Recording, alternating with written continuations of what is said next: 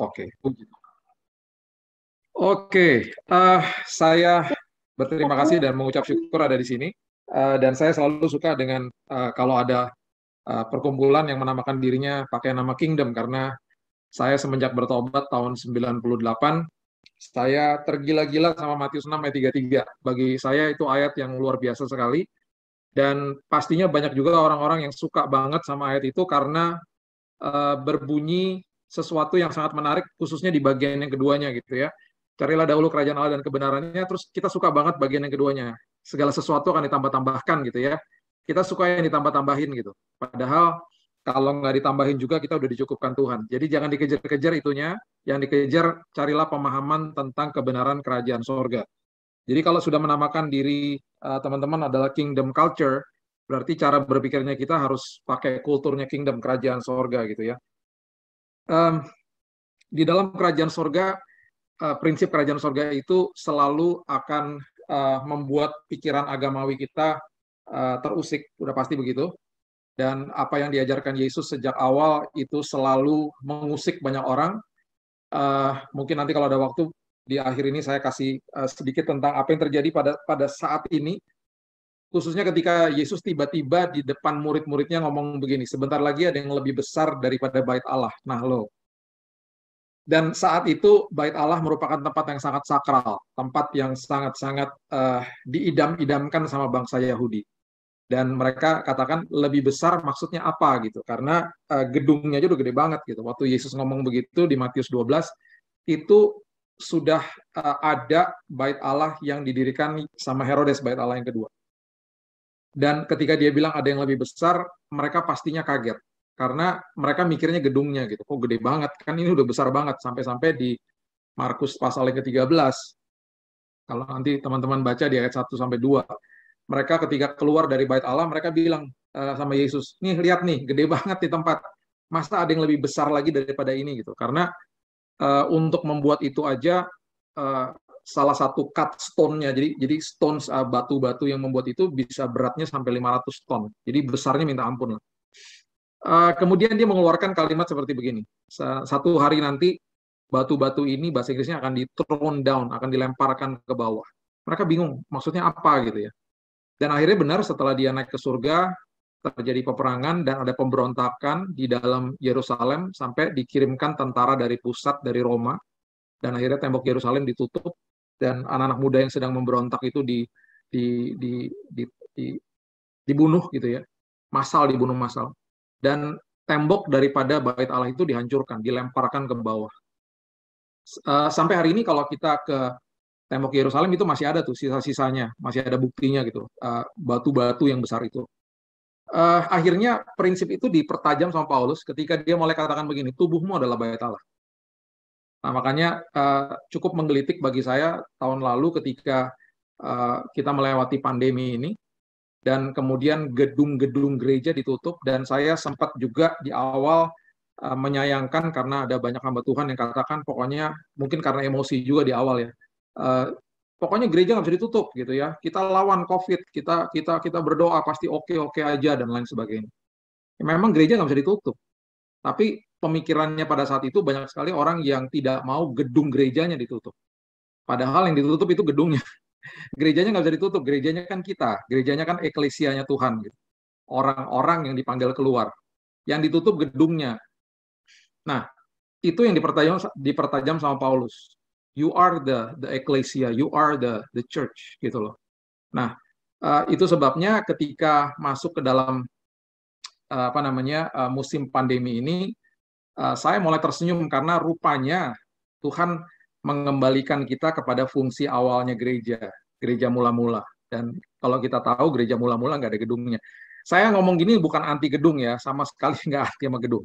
Maksudnya nanti kalau udah balik ke gedung masing-masing, jadi lebih dewasa gitu loh. Saya selalu katakan sama anak-anak saya, kalau iblis lempar apel selalu dijadikan jus apel sama Tuhan. Kalau diperuntukkan sesuatu yang tidak baik, selalu diganti sama Tuhan jadi sesuatu yang baik. Oke, saya simpan buat nanti di akhir aja apa yang terjadi dengan bangsa kita yang indah ini, dikembalikan ke dalam fungsi awal gereja, karena itulah Tuhan kita, and that is the kingdom. Nanti kita balik lagi ke situ ya. Oke, hold that thought. Nanti kita balik lagi. Oke, kita mau bahas pembahasan malam hari ini seperti kebanyakan orang katakan selama musim ini mereka banyak kehilangan. Jelas, kita kehilangan. Itu terminologi atau itu bahasa dari ungkapan isi hati kita ketika manusia kehilangan sesuatu. Dan that's okay, nggak masalah. Cuman kita mau belajar prinsip di balik itu semuanya. Ada 3 kehilangan yang orang banyak sekali katakan kepada saya dan minta didoakan dan lain sebagainya. Yang pertama adalah kehilangan pekerjaan selama pandemi ini. Yang kedua adalah kehilangan income.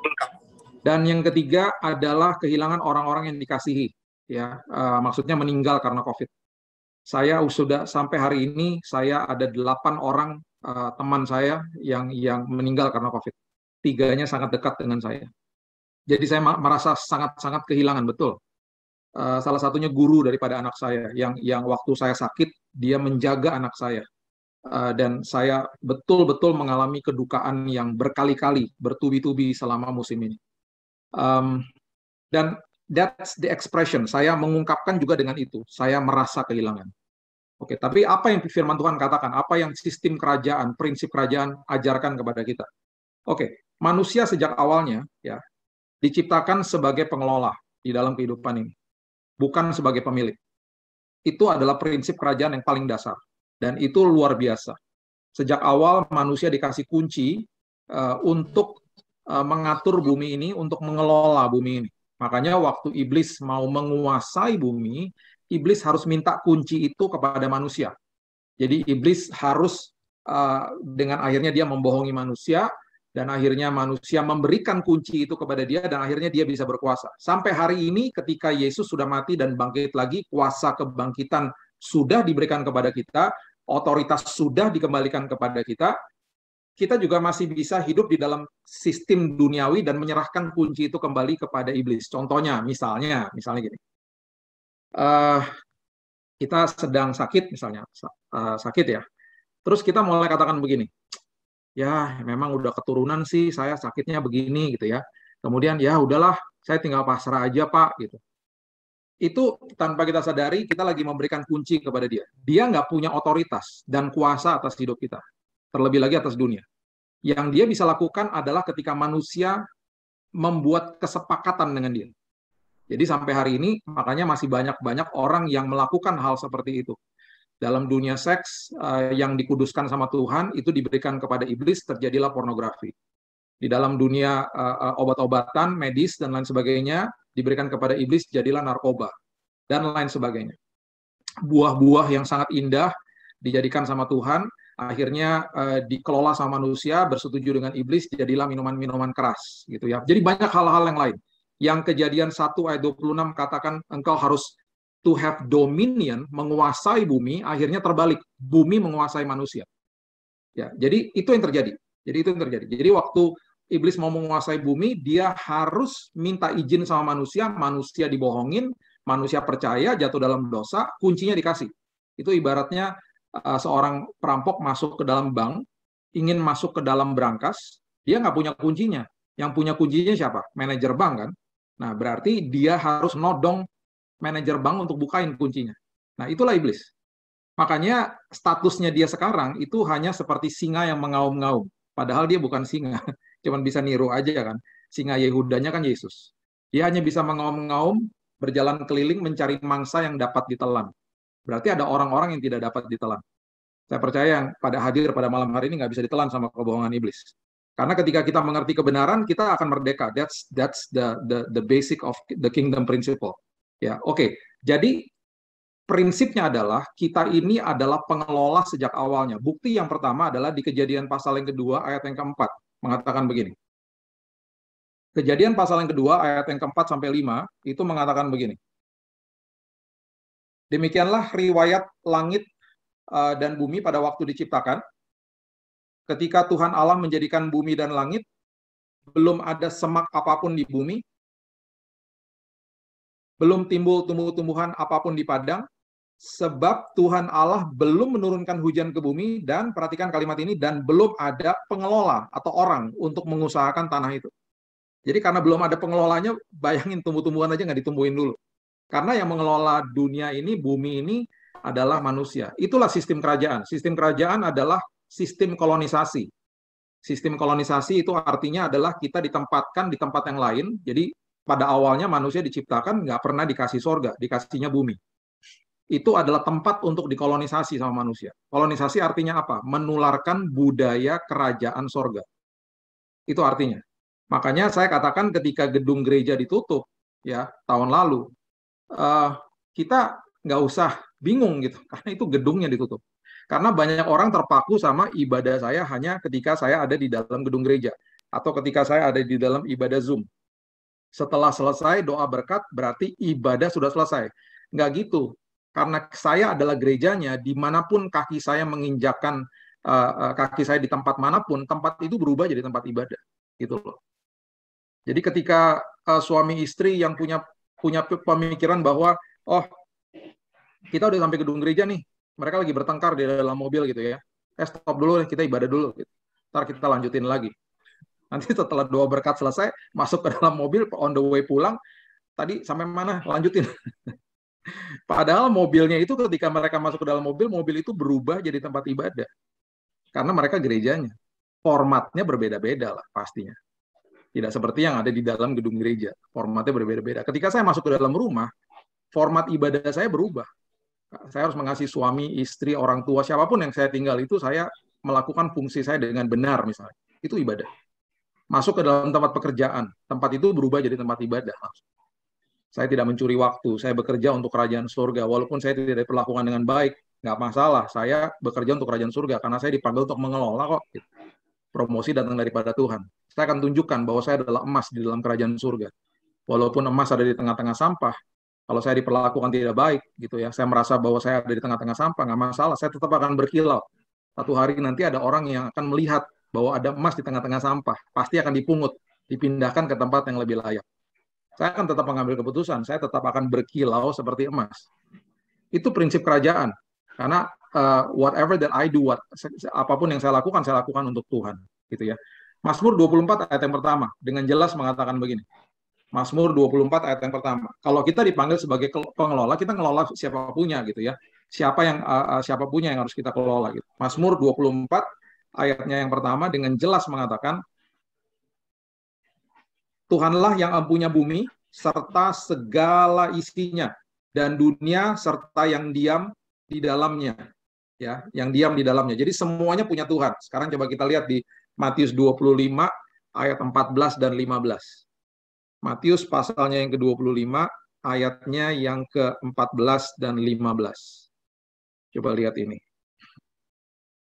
Ini dahsyat banget, dibilang begini ya. Sebab hal kerajaan sorga, see, that's the principle of the kingdom. Itulah prinsip kerajaan sorga. Sama seperti orang yang mau bepergian ke luar negeri.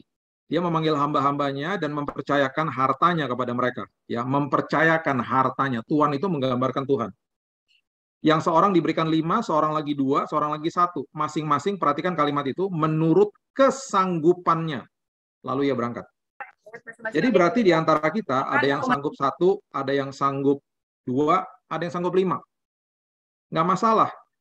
Ya, ada yang sanggup lebih banyak, ada yang sanggupnya masih kecil. Nah, dengan itu, karena kita adalah pengelola, kita harus mengelola supaya kita mempertanggungjawabkan kepada dia. Bukan kita banding-bandingin sama orang lain. Nah, ini adalah gambaran yang luar biasa. Nanti teman-teman baca sendiri kisah ini sampai pada akhirnya yang 5 jadi 10, yang 2 jadi 4. Ketika tuannya balik, dia katakan engkau adalah hamba yang baik dan setia. Wow, luar biasa. Yang 1, karena dia mungkin kecewa, cuma dapat 1, dia kubur, dia nggak apa-apakan. Ketika tuannya balik, dia katakan engkau adalah hamba yang malas dan jahat. Bayangin loh ada kata jahat. Jahat itu suatu kata bobot yang cukup keras yang Yesus katakan kepada orang yang tidak mau mengelola. Bahkan yang 1 akhirnya diambil, diberikan kepada orang yang bisa mengelola. Karena it's all about the kingdom principle. Principle kingdom adalah semua kita harus mengelola hidup kita dengan talenta, dengan kreativitas, dengan karunia, kepribadian yang Tuhan tempatkan. Setiap dari kita punya itu berbeda-beda. Kita punya zona-zona kekuatan masing-masing. Itulah tubuh Kristus yang sangat indah. Nah, oleh sebab itu, kita sekarang perlu pikirkan begini. Kalau saya adalah pengelola, berarti kan saya nggak bisa kehilangan apa-apa. Karena saya nggak memiliki apa-apa. Dari awal saya masuk ke bumi ini, saya nggak punya apa-apa. Buktinya nih ada lagi, coba lihat ya. 1 Timotius, pasalnya yang coba lihat. 1 Timotius, sorry ya, saya cari ini ayat. 1 Timotius, pasalnya yang ke-6, ayat yang ke-7, coba lihat. Perhatikan nih, kebenaran ini. Sebab kita tidak membawa sesuatu apa ke dalam dunia, dan kita pun tidak dapat membawa apa-apa keluar. Kita lahir dari rahim ibu, dikasih baju, nggak bawa apa-apa loh pas datang. Datang nih, kan dikirim dari surga. Datang nggak bawa apa-apa. Nanti pulang jenazahnya dimandiin. Bahkan namanya dilupakan orang di hari kita meninggal, nama kita diganti dengan apa istilahnya? Jenazahnya di mana? Gitu. Disemayamkan di mana? Setelah dimandikan jenazahnya dikasih baju lagi. Pas mau pulang lagi. Jadi kita betul-betul datang nggak bawa apa-apa, pulang nggak bawa apa-apa. Nah, kemudian apapun yang melekat sama saya dan semua teman-teman, berarti memang bukan punya kita. Itu titipan dari Tuhan kok. Makanya dia selalu cek, kamu udah kelola nggak? Nah, dengan prinsip itu, ada satu kemerdekaan yang harus kita alami juga. Kita berarti nggak relevan kalau kita banding-bandingin hidup kita sama orang lain. Karena kalau saya dikasihnya dititipkannya hanya kecil, berarti saya kesanggupannya segitu hari ini. Saya harus buktikan sama Tuhan supaya besok saya akan dititipkan perkara yang lebih besar. Gitu loh. Jadi saya nyantai aja. Nah, kalau saya mulai banding-bandingin sama orang lain, timbullah istilah yang namanya gengsi. Ya, kita hidup banyak mungkin teman-teman di sini yang hidupnya di kota Jakarta gitu ya. Jadi hedonisme kan tinggi banget gitu ya. Bahkan hedonisme masuk ke dalam gereja. Ya, hedonisme masuk ke dalam gereja, dan makanya saya paling nggak setuju kalau di dalam gedung gereja amplop dinaik-naikin gitu. Dinaik-naikin, dibilangin sebelum kasih persembahan, Tuhan, kembalikan Tuhan berkali-kali lipat. Kami akan makmur, kami akan kaya. Ada biasanya kalau di gereja tuh ada, ya nggak semua lah, adalah beberapa yang ada sebuah kalimat yang dinyatakan sama-sama. Duh, saya paling anti deh kalau gitu-gituan. Sepertinya seolah-olah tuh amplop kayak kasih umpan gitu loh sama Tuhan. Tuhan, ini umpannya ya Tuhan, 10% ya Tuhan. Balikin loh Tuhan, jangan lupa loh, balikin loh ya. Ini umpannya nih 10%. Padahal sistem perpuluhan juga sebenarnya kan di dalam perjanjian baru semuanya sudah milik Tuhan gitu loh.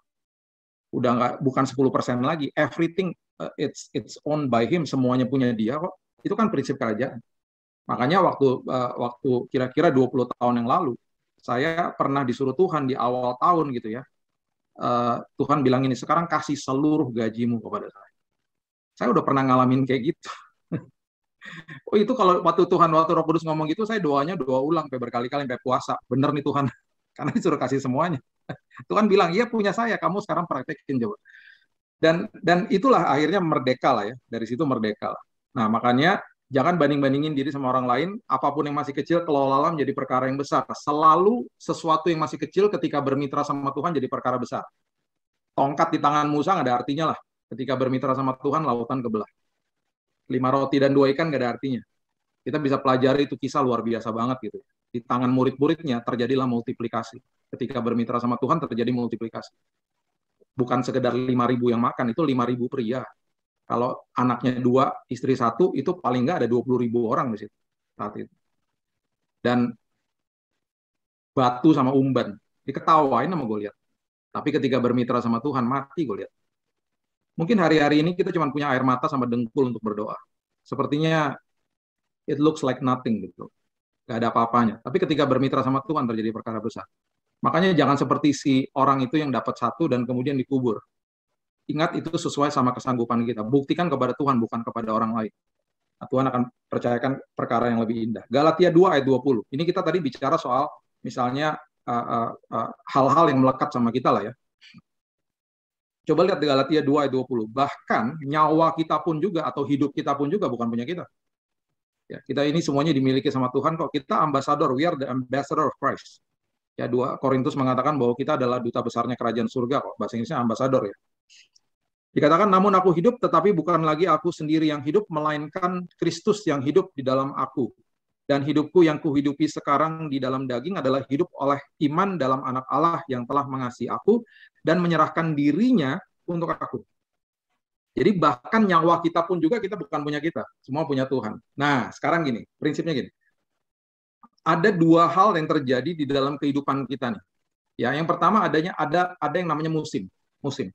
Ya, pengkhotbah nanti ini dicatat aja ya, pengkhotbah pasal yang ketiga ayat yang pertama, Kejadian 8 ayat 22 gitu ya, pengkhotbah 3 ayat yang ke-11, itu semuanya bicara soal musim. Soal musim. Jadi kalau sampai ada orang mengatakan begini, ya, saya lagi kehilangan pekerjaan. Saya selalu bilang gini, ingat loh, kamu bukan pemilik dari apapun, kamu hanya pengelola. Jadi kalau sampai kamu kehilangan pekerjaan, berarti tempat itu Tuhan mau isi sama orang lain. Kamu lagi dipindahin ke musim yang baru, nyantai aja. Tapi berat, nggak apa-apa. Memang ikut Tuhan kan ngeri-ngeri sedap. Nyantai aja, tenang aja. Ada hal yang sangat indah yang Tuhan sedang siapkan. Kamu nggak bisa, you cannot lose anything. Karena kamu anaknya raja. Nah, itu prinsip yang lebih dahsyat lagi. Kita dalamin lagi ya. Kita dalamin lagi nih. Nah, di dalam musim-musim ini juga kita juga sedang dibawa sama Tuhan ke dalam zona-zona kekuatan. Nah, contoh di Alkitab nanti baca aja sendiri kisah daripada Nehemia. Nehemia ini seorang ekspatriat ya, diaspora yang kerja di kerajaan Persia dipimpin sama Raja Artasasta. Dia sebagai juru minum. Di sana sebagai juru minum. Berarti dia tuh sangat disayang sama raja sama the queen ya waktu saat itu. Jadi dia sangat dekat sekali sama raja. Bayangin juru minum, orang kepercayaan, gajinya pasti gede banget. Dan itu pasti banyak orang yang iri hati lah, seorang ekspatriat kerja di negaranya bisa dekat sama raja, ya dapat posisi yang sangat penting, juru minum. Nah, itu kalau dikatakan zona nyaman itu nyaman banget. Satu hari ada suara Tuhan atau panggilan Tuhan yang mengatakan kepada Nehemia untuk dia pulang kampung. Karena di kampungnya di Yerusalem, temboknya udah ratusan tahun terbengkalai, nggak pernah dibangun lagi. Sampai-sampai musuh keluar masuk, menjarah barang-barang di Yerusalem. Nah, waktu dia dipanggil sama Tuhan untuk dia diberikan gairah untuk pulang ke kampung halamannya, ya itu berarti kan benar-benar alih profesi ya. Dari juru minum, pulang bangun tembok, kan itu berarti teknik sipil dong. Tapi ternyata rupanya itu adalah zona kekuatan dia dan panggilan Tuhan terhadap hidupnya ternyata. Dan waktu dia respon, dia pulang, dia bisa punya banyak hikmat. Nah ini ya, orang kalau masuk ke dalam zona kekuatan, dia akan keluar potensinya. Dia bisa minta surat sama raja, supaya raja kasih surat kalau ada apa-apa di jalan, supaya dia referensinya raja, supaya orang nggak menjarah dia. Kemudian ada referensi surat dari raja, supaya dia bisa beli materi-materi murah, dan lain sebagainya. Dan akhirnya nggak sampai 3 bulan, tembok Yerusalem selesai dan rampung dibangun. Dan selama sedang dibangun, dia dengan pandainya mengatakan kepada orang-orang yang membangun untuk membawa senjata. Jadi dia penuh dengan hikmat. Kenapa? Karena takut kalau misalnya lagi bangun, tiba-tiba musuh aji mumpung gitu, mau masuk lagi, mau nyerang lagi. Jadi dia punya teknik yang luar biasa. Dan ternyata akhirnya dia diangkat jadi bupati di sana. Dari juru minum, pindah jadi teknik sipil. Kita nggak pernah tahu Tuhan mau bawa kita ke zona kekuatan kita yang mana gitu. Jadi kalau misalnya lagi pindah, apalagi dalam pekerjaan dan lain sebagainya, tenang aja, Tuhan lagi bawa ke musim yang baru.